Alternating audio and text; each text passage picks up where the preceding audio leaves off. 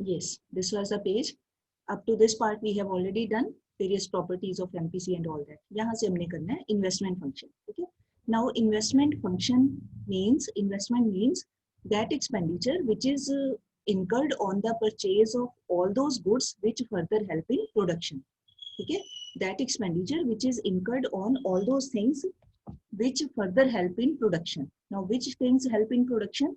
Capital assets plus raw materials. ठीक है. Capital assets में mainly we include plant, building, machinery, equipment, fixed assets type, valuable fixed assets, and this raw material मतलब inventory stock. ठीक है. Raw materials which they can be in the form of raw material or they can be in the form of this semi raw material, semi finished goods or goods in any form it can be there. ठीक है. So expenditure incurred on the purchase of capital assets, new capital assets, that is called this investment. ठीक है. उसके बाद अब main हमारा आ जाएगा. अब ये जो इन्वेस्टमेंट है it is of two types. One is induced investment, one is autonomous investment. ठीक है. दोनों को in this manner we have to write in short form IN, small n. Small n नीचे लिखना है. That means if this type of word is written, that alphabet is written, that means induced investment. ठीक है. अब इसका meaning क्या है? Let us see. Yes. Now induced investment का मतलब होता है that investment, पहले ध्यान से समझना, that investment which is depending upon the expectation of profits. मतलब वो इन्वेस्टमेंट अभी हमने किया नहीं है, अभी सोच रहे हैं. All these concepts which we are study, all these are ex ante concepts. मतलब Sukhjeet ma'am, I am getting this message on the screen that some people are entering the waiting room. Will you be able to manage all those?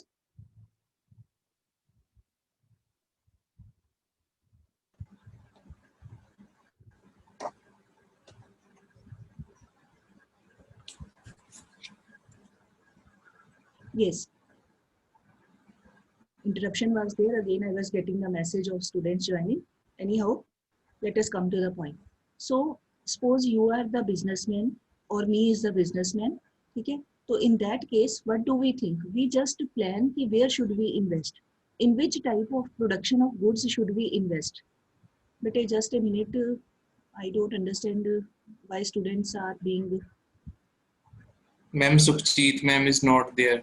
You are the host. तो आपको में करना होगा sir. That's why again and again ना जब भी मैं बोलने लगती हूँ फिर मैसेज आ जाता है और मेरा लिंक टूट जाता है. Just a minute. I am admitting, but they are not getting admitted, I think.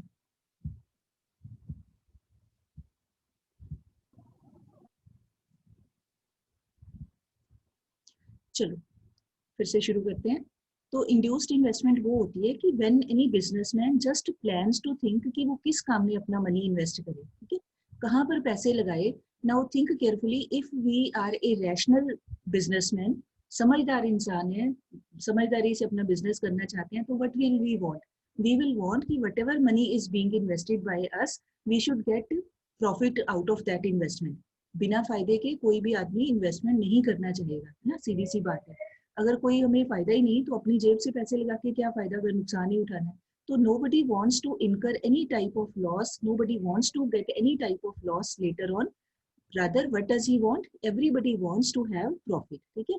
तो इंड्यूस्ड इन्वेस्टमेंट वो होती है कि जब कोई बिजनेसमैन ये सोचे कि अगर मैं इतना मनी लगा रहा हूँ तो मुझे इसके बदले में जब भी whatever thing will be produced by me, तो after selling that commodity I will get some income, I will get some profit. मुझे कुछ फायदा होगा उस चीज को बेच के.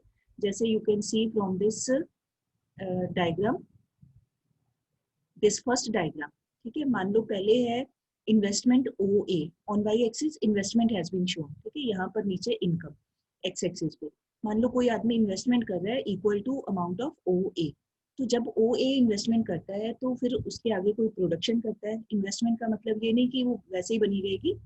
इन्वेस्टमेंट का मतलब है कि उसको फिर कुछ ना कुछ बनाया जाएगा. तो जब इन्वेस्टमेंट करके वो अपनी चीज को बेचता है तो उसको कुछ प्रॉफिट होता है, कुछ इनकम होती है.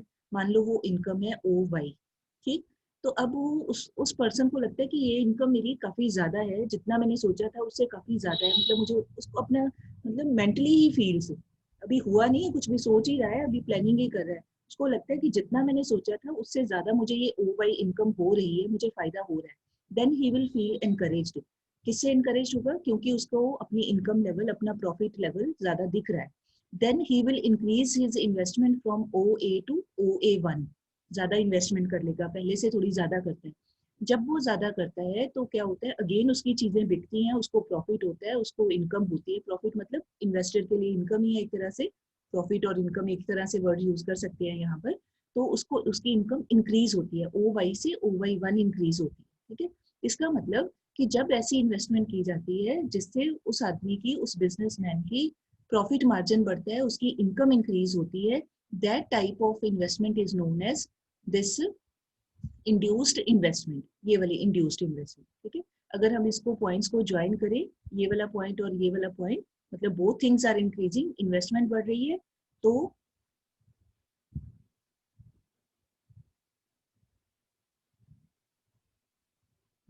इन्वेस्टमेंट इज इंक्रीजिंग, तो उसके रिगार्ड से, उसके बदले में, उसके कंसीक्वेंस में बिजनेसमैन की इनकम भी इंक्रीज हो रही है। तो this type of investment is called induced. Induced मतलब, इंड्यूस्ड होते हैं when anyone pushes us from the back.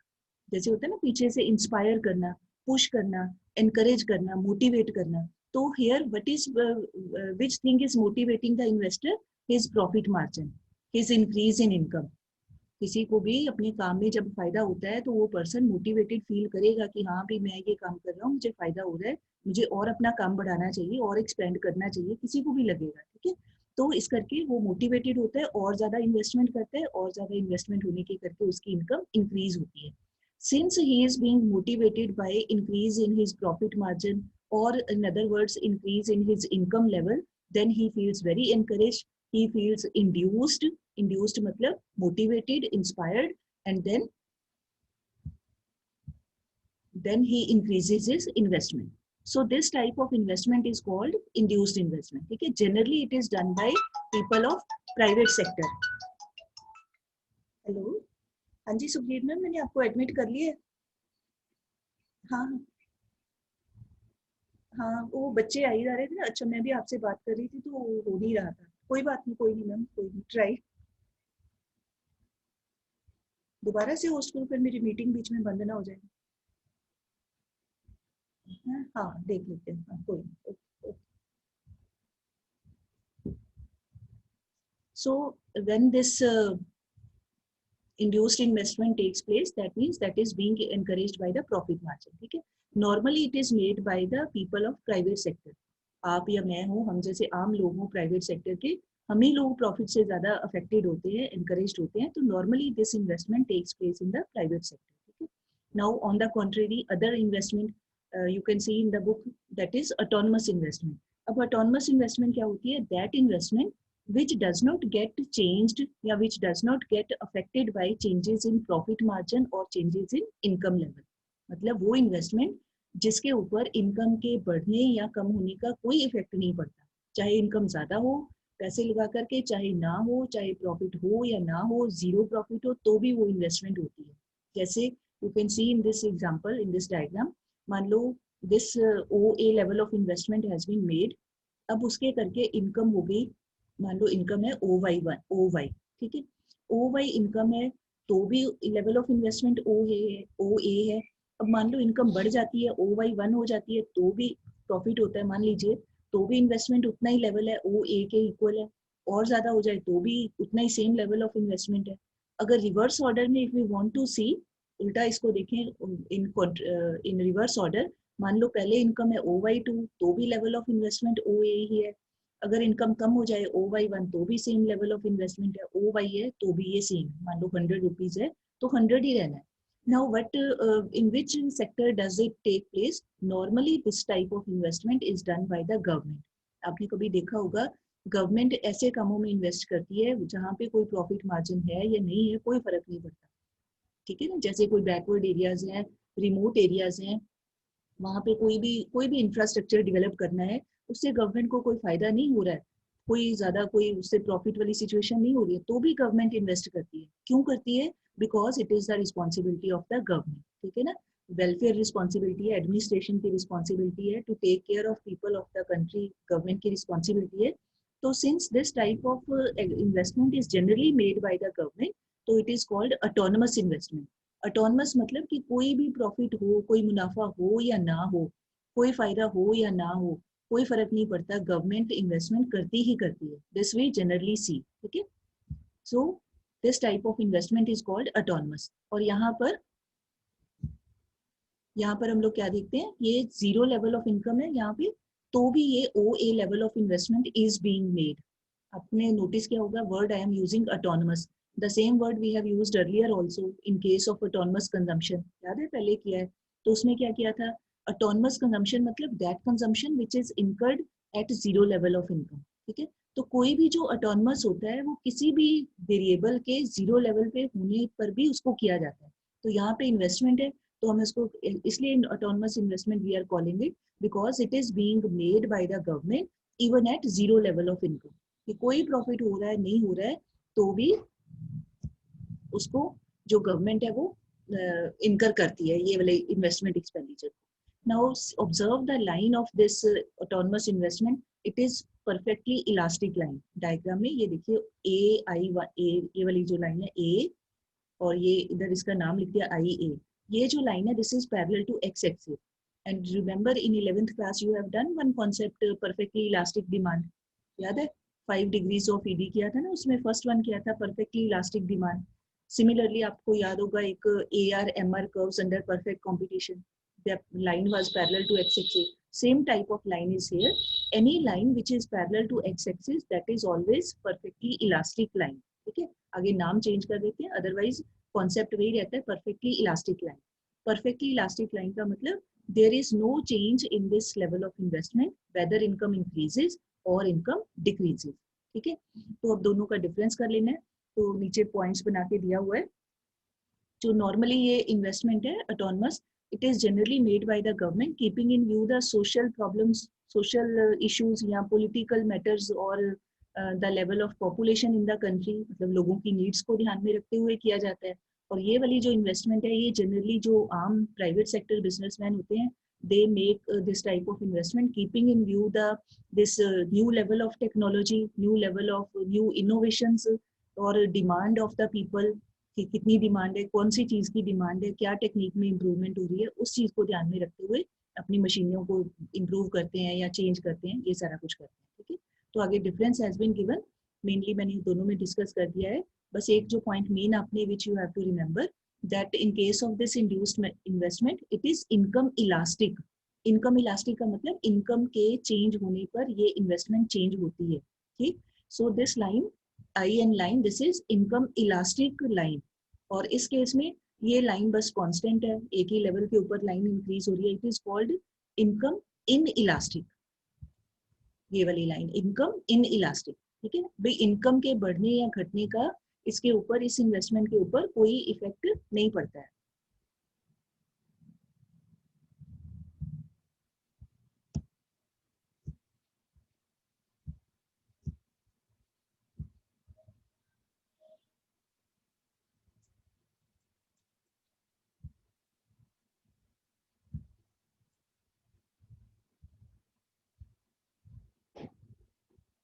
Sujit ma'am, now are you there in the meeting? Sujit, हाँ जी मैम। now हाँ जी ma'am. you have been made the host, dear. Okay ma'am, thank you. Yes, so this investment, induced investment, it is income elastic and this is income inelastic.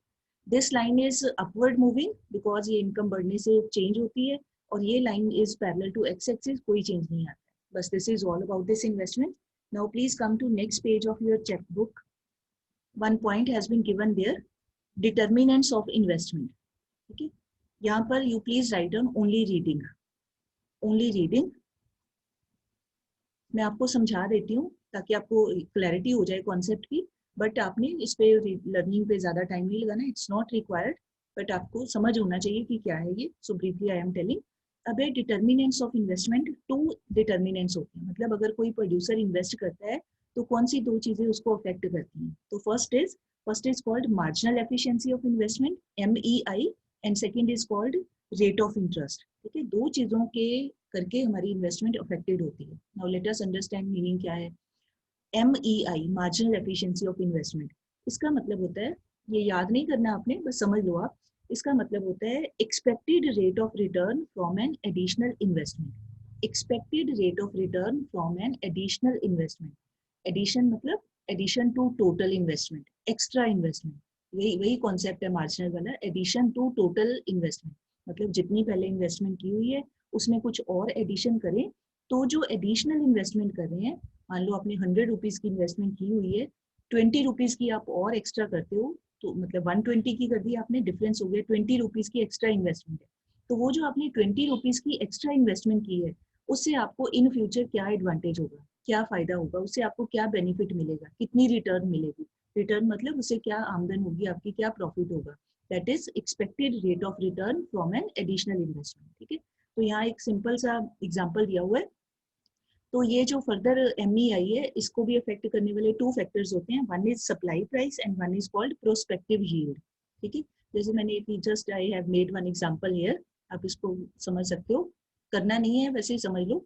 मान लो supply price का मतलब होता है cost of new machine, कि आपने कोई पुरानी machine replace करनी है, आपकी फैक्ट्री चल रही है, पहले मशीनें लगी हुई हैं, एक आधी मशीन आप चेंज करना चाहते हो, तो मान लो आपने वो नई मशीन आप परचेज करते हो या उसी को ठीक करवाते हो वट, तो आपने एक नई मशीन ले ली। कॉस्ट मतलब उसका कितना प्राइस दिया आपने, कितने रुपयों में आपने न्यू मशीन खरीदी। ऑलरेडी आपका काम चल रहा है, मशीन्स आर विद यू, एक आधी मशीन आप चेंज करना चाहते हैं, तो whatever amount you have to spend on the purchase of that new machine, that is called its supply price. ठीक है, मान लो आपने परचेज करी, आपको you have to spend 20,000 rupees, 20,000 रुपए में आपकी नई मशीन आ गई।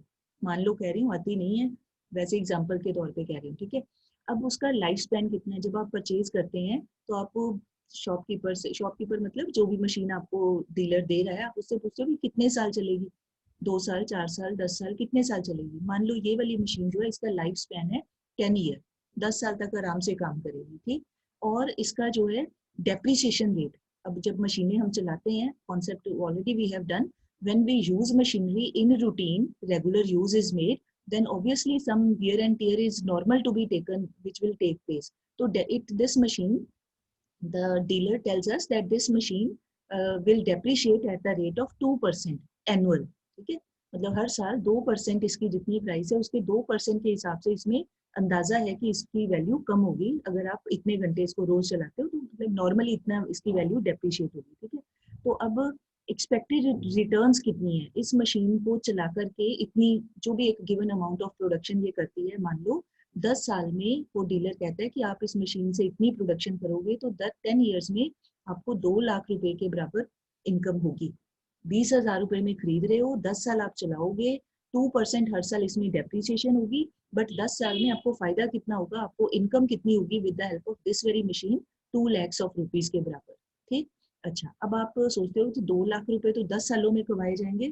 आप एक छोटा सा एग्जांपल लेते हो कि 1 साल में मेरी कितनी एवरेज इनकम होगी with the help of this machine. ठीक है, तो 1 साल की एक्सपेक्टेड रिटर्न कितनी हुई, अगर हम ये लिख रहे हैं कि एक्सपेक्टेड रिटर्न इन 10 ईयर्स, अगर मान लो ये 2 lakhs रुपीज है, तो then expected return of 1 year will be 2 lakh divided by कितना है ये, यहाँ पे 10 ईयर्स से डिवाइड कर दिया ना, 10 साल में इतनी इनकम है तो 10 से डिवाइड कर दिया, तो 1 साल में एक्सपेक्टेड इनकम आपको हो रही है 20,000 के बराबर।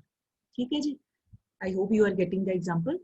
2 लाख में खरीदी है, 10 साल उसने चलना है, तो 1 साल में कितना पैसा कमा करके वो मशीन हमें देगी, डिवाइड कर दिया 10 से, 2 लाख को 20,000। ठीक है, अच्छा, अब ये तो हो गया प्रॉफिट की, 20,000 प्रॉफिट हुआ। अब उसके साथ ही डीलर ने ये भी तो बोला था कि इट विल डेप्रिशिएट ऑल्सो, तो खर्चा भी तो निकालना पड़ेगा, तो ये लिखा depreciation 2% of supply price. Supply price कितना था, मतलब सप्लाई प्राइस मतलब वो प्राइस जिसपे हमने मशीन परचेज की थी, by chance it is also 20,000। ठीक है, तो ये सप्लाई प्राइस 20,000, ये निकाल लिया 20,000 पे 2% के हिसाब से डेप्रिसिएशन एनुअल, तो 2% इसका निकाला, ये आ गया 400 रुपये, 400 रुपीज हर साल।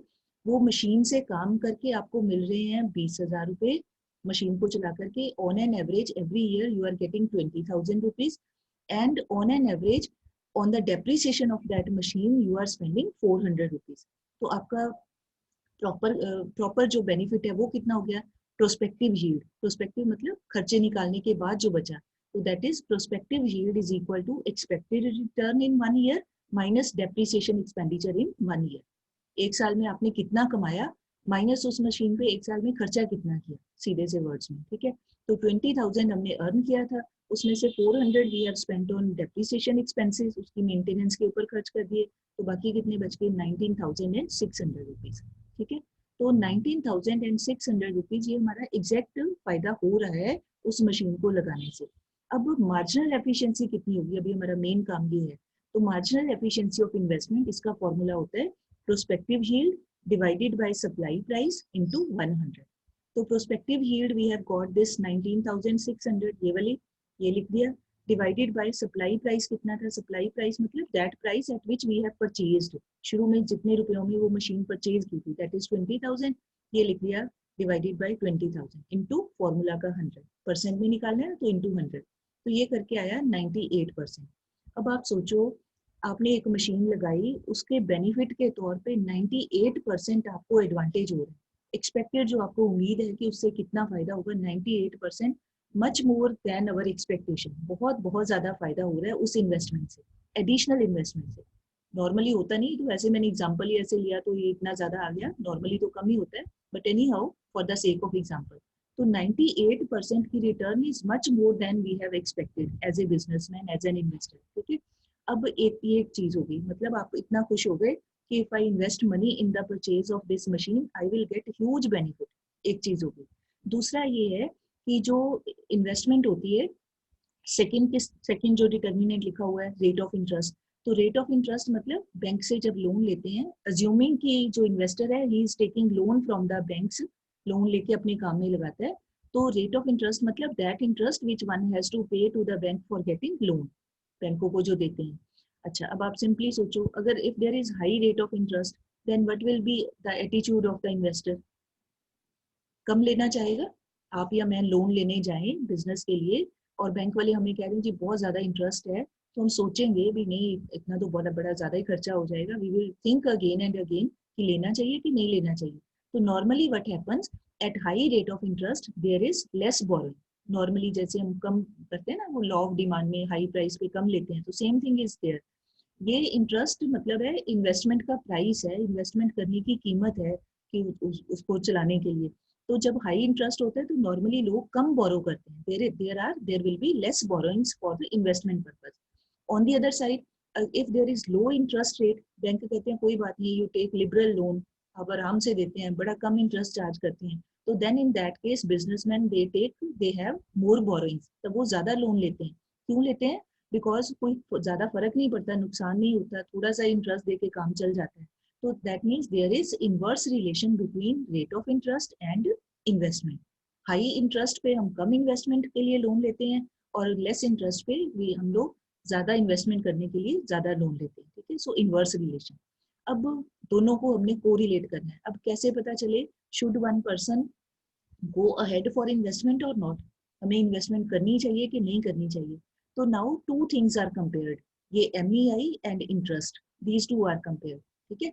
अब क्या होता है, अगर हमारी MEI इज ग्रेटर, हमारी marginal efficiency of investment is much more than rate of interest, जैसे पिछले एग्जांपल में मैंने बताया फायदा हो रहा है, मतलब अभी प्लान कर रहे हैं, फायदा हो रहा है 98% का अगर मशीन को लगाते हैं। 20,000 रुपीज की मशीन लेने के लिए अगर हम उसका अंदाजा बेनिफिट लगाते हैं तो 98% होगा, और ऑन दी अदर साइड अगर उसके ऊपर उस 20,000 के लिए लोन लेना है बैंक से, तो लोन मान लो देना पड़ता है सिर्फ 15%, 15%। अब आप सोच के देखो, अगर मैं 15% के ऊपर लोन लूं और मशीन खरीद लूं और मुझे बेनिफिट हो 98% का, should I go for this investment? जाना चाहिए? तनवीर सिर हिला दो, मैं देख रही हूँ। जाना चाहिए ऐसी इन्वेस्टमेंट के लिए? आपको 15% देने पड़ रहे हैं लोन लेने के लिए और बदले में आपको बेनिफिट बहुत बहुत ज्यादा हो रहा है अगर आप ले लेते हो 98% का, तो ऑब्वियसली आपको करनी चाहिए इन्वेस्टमेंट, है ना। फायदा ही हो रहा है, कोई नुकसान थोड़ी हो रहा है, फायदा भी जरूरत से ज्यादा ही हो रहा है। तो दैट मीन्स कि अगर मार्जिनल एफिशिएंसी ऑफ इन्वेस्टमेंट ज्यादा होती है, ग्रेटर देन इंटरेस्ट, तो देन इन्वेस्टमेंट इज प्रॉफिटेबल, तो करनी चाहिए हमें इन्वेस्टमेंट। रैशनल डिसीजन यही होगा कि हमें नुकसान कम है, हमें फायदा बहुत ज्यादा हो रहा है, तो हमें इन्वेस्टमेंट करनी चाहिए, it is profitable. On the other side अगर हमारी मार्जिनल एफिशिएंसी ऑफ इन्वेस्टमेंट कम है, मतलब मशीन लगा के हम सारे उसके बेनिफिट्स देख लें, मान लो वो होते हैं सिर्फ 10% और इंटरेस्ट हमें देना पड़ता है उस लोन को लेने के लिए, हमें मान लो 25% इंटरेस्ट देना पड़ता है, तो बहुत ही नुकसान वाली बात है कि फायदा हमारा बहुत कम है और ब्याज हमें उसको ऊपर जो लोन लेने के लिए देना था वो बहुत ज्यादा है। तो then in that case it is not profitable to go for the investment, हमें नहीं करनी चाहिए। ठीक है। एंड लास्ट वन इज, अगर बोथ आर इक्वल तो देन इट इज न्यूट्रल। ठीक है। न्यूट्रल मतलब कि भाई कोई फायदा नहीं है ना ही कोई नुकसान है। बट नॉर्मली व्हाट हैपेंस, कोई भी बिजनेसमैन है वो न्यूट्रल रह के तो काम नहीं कर सकता ना। मैं अपनी जेब से 100 रुपये खर्च दूं, बाद में उसी से काम करके मुझे 100 रुपीज की इनकम हो जाए, तो कौन मुझे समझदार कहेगा भी इतनी भी क्यों मेहनत की, अगर कोई फायदा ही नहीं कमाना था, सारा दिन मेहनत करके 100 के 100 रुपीज ही वापस आनी है, तो फिर क्या फायदा काम करने का, कोई फायदा नहीं। ठीक है। तो इसका मतलब these two conditions are not good. any investor, any businessman, any firm owner, any producer will go, if there is go for investment, if there is this type of situation, if his marginal efficiency of investment, extra machine से होने वाला फायदा ज्यादा है और उस machine को लेने के लिए जो लोन लिया था उसके ऊपर जो इंटरेस्ट दिया है वो कम है और फायदा ज्यादा है, तो इन्वेस्टमेंट करनी चाहिए। ठीक है। So this is all about this concept of this determinants of investment. तो मैंने ये आपको पहले बताया, ये याद नहीं करना है, ये सिर्फ आपको समझाने के लिए था। Being students of commerce and economy you should know the meaning of these term. ये सिर्फ आपने दो नाम याद कर लेने हैं, marginal efficiency of investment and this rate of interest.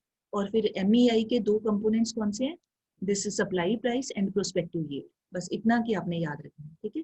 Now coming to the main part, अभी हमारा मेन नहीं हुआ। Now remember the original situation जो बिगनिंग में हमने किया था, दैट इज हमारा concept is going on this aggregate demand. ठीक है। तो उसमें इक्वेशन में क्या किया था, यहाँ से हम लोग स्टार्ट हुए थे, अभी पूरी स्टोरी यहीं पर आकर खत्म होगी।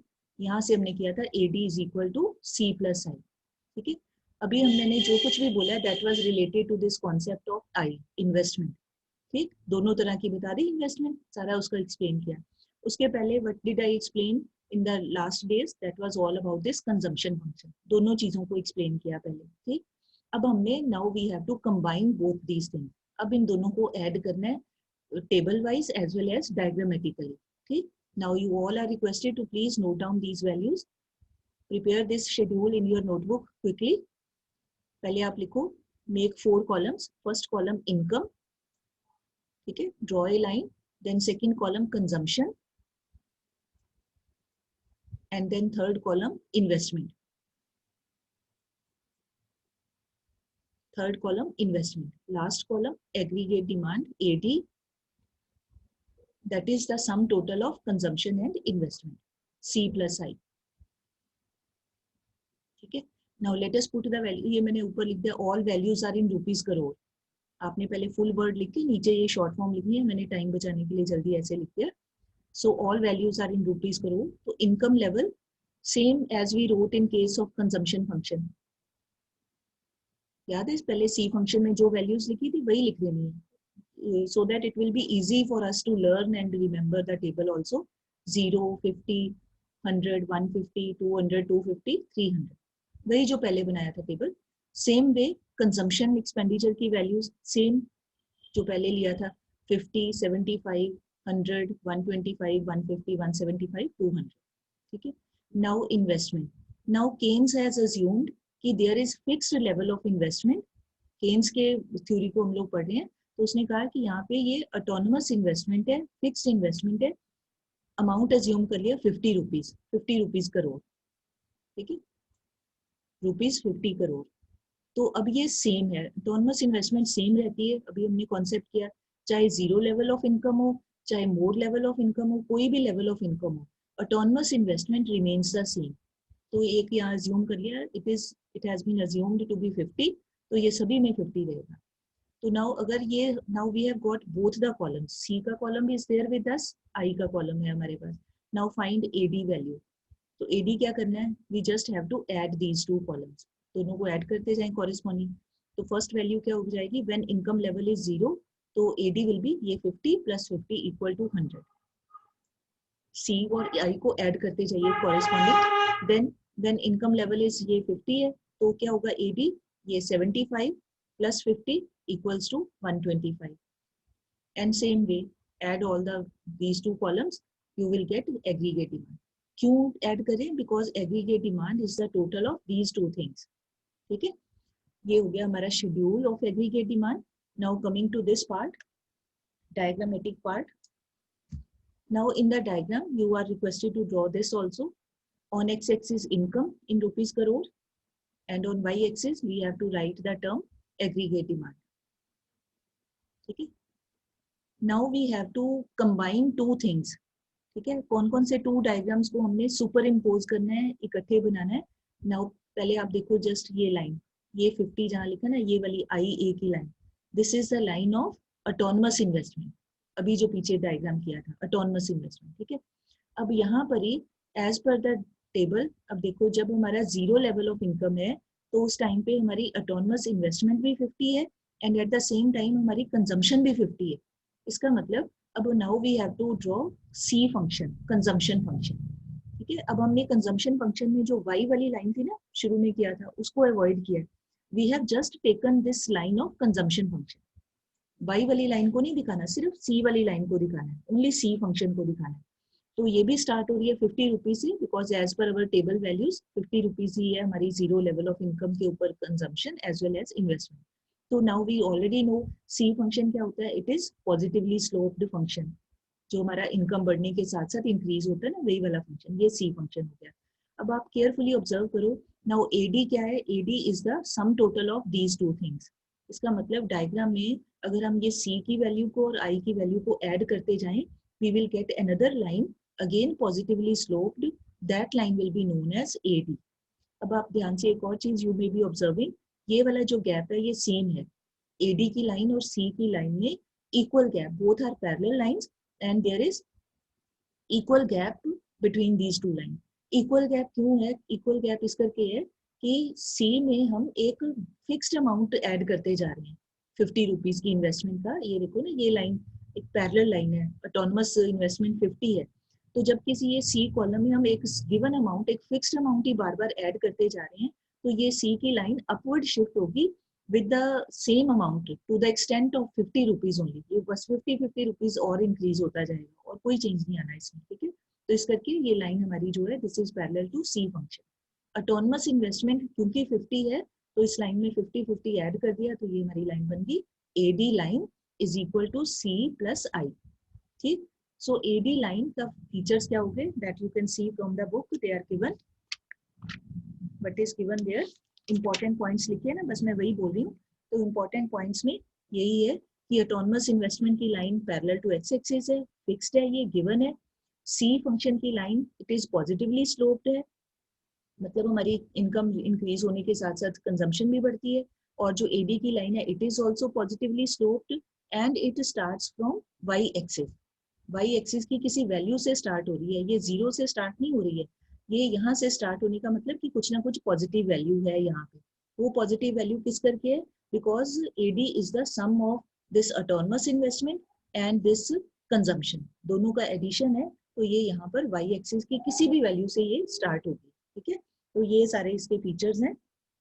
एंड एडी कर्व जो है तो ये लाइन है, बट बोलने में कई बार कर्व भी बोल देते हैं, तो ये भी पॉजिटिवली स्लोप्ड लाइन है. ठीक है जी, this is all about our concept of AD. ये सारे जो पॉइंट्स थे ना एडी की एक्सप्लेनेशन में, वो ध्यान से पढ़ने हैं. कोई याद वाला नहीं होता कि A to Z everything we have to learn, that is not possible. वो सिर्फ उसकी एक्सप्लेनेशन है.